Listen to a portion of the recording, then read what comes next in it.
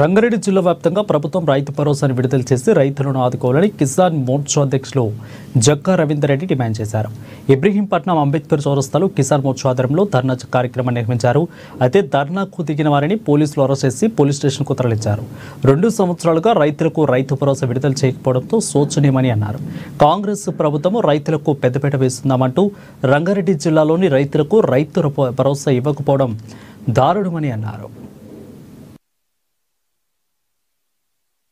రంగారెడ్డి జిల్లా తీరని అన్యాయం జరుగుతున్నటువంటి రైతు భరోసా గత ప్రభుత్వము రైతు బంధు అని పెట్టి దానికి 10,000 ఎకరాకు 10,000 ఇస్తుంటే కాంగ్రెస్ ప్రభుత్వం మేము రాగానే రైతు భరోసా అని పెట్టి దానికి 12,000 ఇస్తామని ప్రగాఢాలు పలికి రైతులను మోసించి రైతులతో ఓట్లు వేయించుకొని గద్దెలెక్కినటువంటి కాంగ్రెస్ ప్రభుత్వం ఈరోజు మర్చిపోయి మోసం చేస్తూ ఔటర్ రింగ్ రోడ్లో ఉన్నటువంటి గ్రామాలు ఈ గ్రామాలకు వర్తించదు అని చెప్పి వాళ్ళకు రైతు భరోసా ఇవ్వడం లేదు.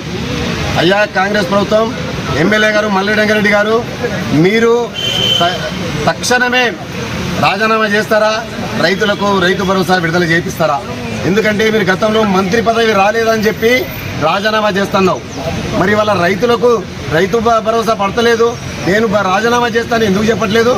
ఆ రాజీనామా చేస్తా అని చెప్పి లెటర్ ఇచ్చి మీరు వస్తే రైతులతో మమేకమై